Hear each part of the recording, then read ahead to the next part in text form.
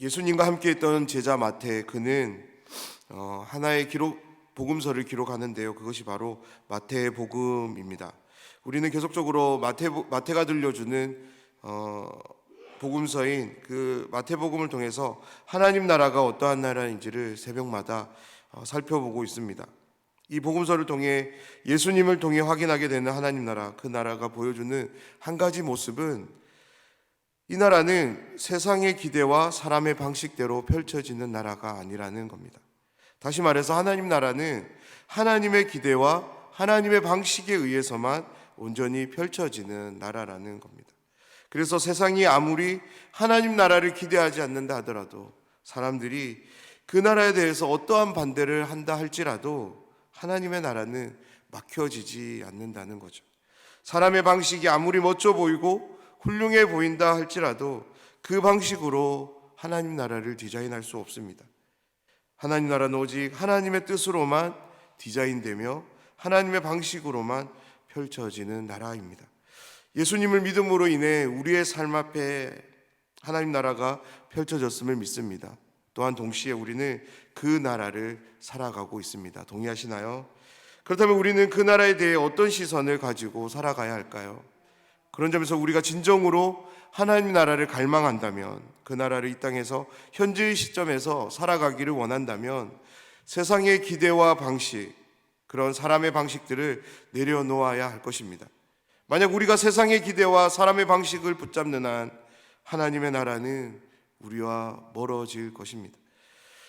우리에게 세상의 기대와 사람의 방식이 가까울수록 하나님의 나라는 점점 더 멀어짐을 여러분 꼭 기억하시길 부탁드립니다. 그래서 하나님 나라는 의가 아니라 믿음이 필요한 나라입니다. 세상이 아니라, 자기 자신이 아니라 바로 하나님, 그분을 전적으로 신뢰하는 믿음, 그 믿음이 필요합니다. 그렇다면 그 믿음은 어디에서 비롯되는 것일까요? 오늘 말씀은 이 질문에 대해 아주 좋은 답을 우리에게 제공해 줍니다. 바로 예수님이 누구신지에 대해 우리가 알게 될 때 그 믿음은 우리에게 주어집니다. 우리의 삶에 예수님이 선명해질수록 우리의 삶의 믿음은 선명해집니다. 반대로 예수님이 흐릿해질수록 우리의 믿음 또한 흐릿해지는데요. 왜냐하면 우리의 믿음의 주체이시고 수여자가 바로 예수님이시기 때문에 그렇습니다. 1절 말씀을 한번 보겠습니다. 그들이 예루살렘에 가까이 가서 감람산 벳박에 이르렀을 때 예수께서 두 제자를 보내시며, 예수님은 제자들과 함께 유월절을 지키기 위해 예루살렘에 오르셨습니다. 예수님은 제자들과 함께 하면서 예루살렘 방문을 통해 일어날 일들에 대해서 이미 제자들에게 몇 차례 이야기해 주셨습니다. 그 이야기가 어떤 이야기입니까? 대제사장들과 서기관들에게 넘겨져서 십자가에 달려 죽게 될 것이고 사흘 후에 이제 다시 살아날 것에 대한 이야기였습니다. 제자들은 분명 이 이야기를 예수님으로부터 전해 들었습니다. 그렇다면 예루살렘으로 올라가는 이 여정은 죽음을 향하는 여정이고 예수님과의 영원한 이별을 향하는 여정인 것입니다. 그런데 제자들은 전혀 그것을 깨닫지 못했기에 그러한 여정으로 예수님과 함께하고 있지 않습니다. 왜냐하면 제자들이 바라봤던 예루살렘과 제자들이 바라봤던 예루살렘이 너무나도 달랐기 때문인데요. 예수님은 하나님의 사명을 이루기 위해서 예루살렘을 오르신 데 반해서 제자들은 예루살렘 입성을 통해 예수님으로 인해 자신들이 얻게 될 그 권세, 그리고 그러한 자리를 기대하며 그러한 믿음을 가지고 그들은 예루살렘에 올랐기 때문입니다. 예수님과 제자들은 너무나도 가까이에서 함께 했지만 예수님과 제자들이 보인 믿음은 절대 좁혀질 수 없는 간극을 가진 채 예루살렘을 함께 올라가고 계셨습니다. 벳박에 도착하신 예수님은 두 제자, 누구인지 소개하고 있지 않는데요, 두 제자를 보내면서 이렇게 말씀합니다. 2절 말씀입니다.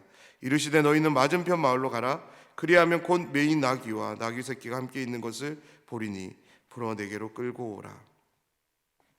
그러면서 혹시나 일어나게 되는 상황까지 미리 말씀하시면서 제자들에게 알려주십니다. 누가 무슨 말을 하거든 주가 쓰시겠다라고 하면 그 즉시로 그 나귀를 보내줄 것이라고 제자에게 말합니다. 예수님으로부터 이 말을 들은 제자들은 아무런 대답도 하지 않은 채 순종의 모습을 보입니다.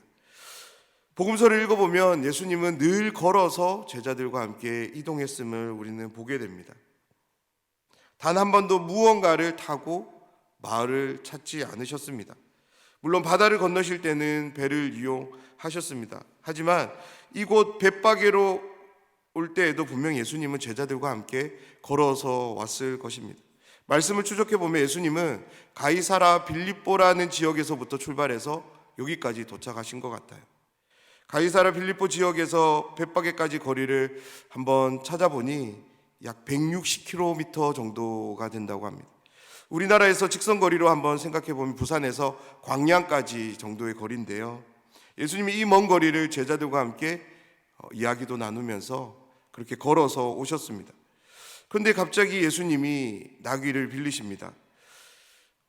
이제 2km만 더 가면 예루살렘에 도착할 수 있는데 고작 2km를 가기 위해서 예수님이 나귀를 빌린다는 것은 조금 생각으로는 잘 맞지 않는 행동처럼 보입니다. 무엇보다 벳바게로부터 예루살렘으로 가는 길은 내리막길이라고 해요. 그렇습니다. 예수님께서 지금 나귀를 빌리시는 것은 어느 누가 봐도 어떤 목적과 의도를 가지고 있는 것이 분명해 보였습니다.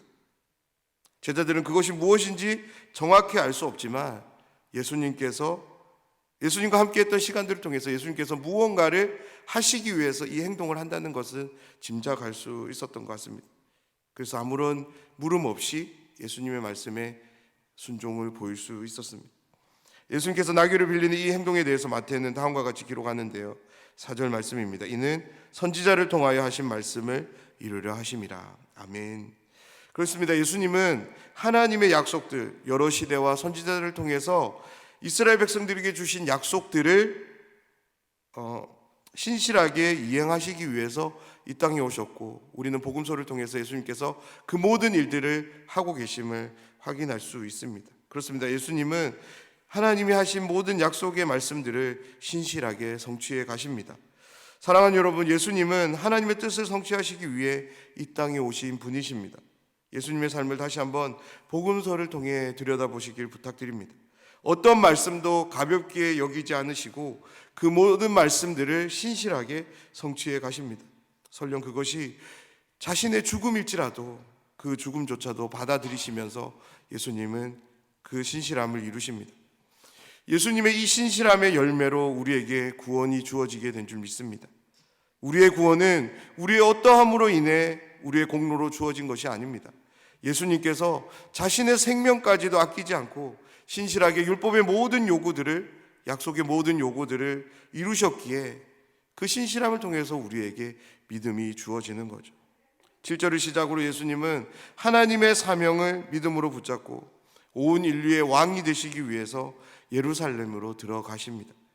그런데 제자들과 무리들, 병행구절인 요한복음에 보면 이 무리들은 그냥 예수님이 오심으로 인해서 갑자기 모여든 무리가 아니라, 요한복음에서 요한은 이 무리들이 예수님이 오신다는 소식을 듣고 준비된 무리인 것을 우리는 확인하게 됩니다. 그렇습니다. 제자들을 비롯하여 몰려든 무리들은 자신들의 염원을, 수건을 해결해 주실 예수님을 바라보며 그렇게 믿음으로 예수님께 나아가고 있는 것입니다. 8절 말씀을 보면 무리의 대다수는 그들의 겉옷을 길에 펴고 다른 이들은 나뭇가지를 베어 길에 폈다라고 우리에게 말씀합니다. 군중의 모습은 결코 소극적이지 않습니다. 자신들의 겉옷을 벗어서 길에 펴니다. 그리고 다른 이들은 나뭇가지를 베어 길에 폈다라고 이야기합니다. 이들이 왜 이렇게 적극적인 모습을 보일 수 있었을까요? 바로 예수님께서 예루살렘에 들어감으로 인하여서 자신들의 염원이 해결될 수 있기 때문에, 그것을 믿음으로 붙잡고 있기 때문에 이렇게 적극적으로 환영하며 맞이할 수 있는 것입니다. 요한복음에 보면 이 무리들이 흔든 나무가지를 종려나무 잎으로 기록하는데요, 우리가 여기에서 한번 생각해 볼 점이 있는데요. 왜냐하면 이들이 예수님의 예루살렘 입성을 환영하기 위해서 길에 깔고 흔들었던 이 종려나무 잎은 예루살렘에서는 찾아보기 힘든 나무라고 합니다. 왜냐하면 종려나무는 예루살렘과 같은 고산지대에서는 자라지 않는 식물이라고 해요. 다시 말해서 지금 이들이 흔들고 있는 이 종려나무 잎은 준비해온 것이죠. 여리고와 같은 비교적 저지대 따뜻한 곳에서 종려나무 잎을 그들은 준비해서 가지고 와서 오늘 이렇게 예수님의 그 길에 펼치고 흔들고 있는 것입니다. 그렇다면 이들은 왜 예루살렘에 들어가신 예수님을 향해 이렇게 종려나무 잎을 깔고 흔드는 것일까요? 이스라엘 민족에게 있어서 종려나무는 구원과 승리를 상징하는 나무였습니다. 그래서 전쟁으로부터 승리한 개선 장군을 맞이할 때 백성들은 종려나무를 흔들면서 그렇게 맞이했습니다. 그렇습니다. 지금 종려나무 잎을 흔드는 무리는 이적과 표적을 펼치는 놀라운 선지자를 반기며 환영하기 위함이 아닙니다. 더욱이 온 인류를 구원하시기 위한 메시아 그리스도로 영접하기 위함도 아닙니다. 이들은 로마로부터 자신의 민족을 독립시켜줄 정치적 메시아로 로마의 모든 군대를 물리치고 자신들에게 승리를 안겨다 주고 그로 인하여서 자신들에게 어떤 권세를 어떤 자리를 줄 것을 반기며 이렇게 행렬을 하고 있는 것이죠. 이 무리들 앞에서 제자들의 모습은 어땠을까요? 이 모든 무리를 선동할 만큼 의기양양하게 앞서며 들서며 열렬한 환호를 조장하지 않았을까요? 왜냐하면 예수님으로 인해 주어질 권세와 자리는 누구보다 제자들이 강렬히 원했던 것이기 때문입니다. 이 개선 행렬에 대해서 10절은 이렇게 기록합니다. 예수께서 예루살렘에 들어가시니 온 성이 소동하여 이르되 이는 누구냐 하거늘. 사랑하는 여러분, 이 질문이 이 시간 우리에게 동일하게 함께하길 원합니다. 사랑하는 여러분, 여러분이 만약에 지금 이 현장 가운데 있다라면 여러분은 어떤 믿음으로 예수님을 바라보고 계실까요? 지금 예루살렘에 나귀를 타고 입장하시는 이 예수님은 누구십니까? 나의 삶의 어려움을 해결해 주는, 나의 장래를 책임져 주는, 나의 성공과 번영을 위해서 반드시 필요한 그런 분으로 여러분 믿고 살아가고 계신지 않습니까? 아니면 죄로 인하여 영원한 죽음, 무엇보다 하나님과 원수되어 하나님의 그 어떤 것과도 무관한 불쌍한 인생을 용서하시며 모든 죄를 사하시며 하나님과의 모든 관계를 화목으로 바꾸시며 영원한 생명으로 인도하시는 구원자 그리스도로 믿고 의지하며 살아가고 계신가요? 이제는 당당하게 하나님의 보좌 앞으로 나아가며 허락되어 영원한 복과 은혜를 직접적으로 간구할 수 있는 길을 열어주신 그런 믿음의 주님으로 그렇게 고백하고 계신가요? 오늘 말씀 앞에서 우리는 예수님이 누구신지를 다시 한번 기억해야 될 줄 믿습니다. 11절에서 마태는 무리의 대답을 우리에게 들려줍니다. 갈릴리 나사렛에서 나온 선지자 예수라 하니라. 마태는 군중의 대답, 믿음이 어떤지를 기록에 남기는데요, 여전히 그들의 믿음에는 아쉬움이 있습니다. 무수히 많은 이적과 표적을 보았음에도 불구하고 예수님으로부터 하나님 나라 진리의 그 가르침을 받았음에도 불구하고 그들의 믿음은 온전해지지 못하고 있습니다. 선지자에 머물고 있는데요, 사랑하는 여러분, 예수님이 그리스도이심을 고백하는 이 믿음은 결코 우리가 만들어낼 수 있는 믿음이 아닙니다. 하나님께서 선물로 주시는 은혜, 그 은혜의 선물인 줄 믿습니다. 오늘 말씀 우리에게 믿음을 도전합니다. 특별히 이 세상을 살아가는 데 있어서 우리가 붙잡아야 할 믿음은 내 안에서 만들어지는 자기 확신과 같은 열망이 아닙니다. 오로지 위로부터 하나님으로부터 주어지는 그 은혜의 선물, 그 믿음이 우리에게 필요합니다. 하나님이 주시는 믿음이 있습니까?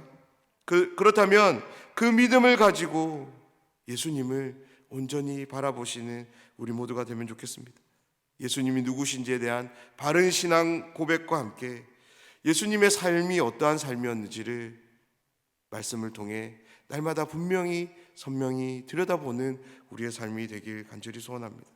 예수님에 대한 바른 이해와 고백을 통해 예수님을 더욱 온전히 신뢰하며 그분이 걸어가신 그 길을 어떤 희생도 어떤 섬김도 요구된다 할지라도 기쁨으로 자원함으로 나아가는 우리 모두가 되길 주님의 이름으로 축원합니다.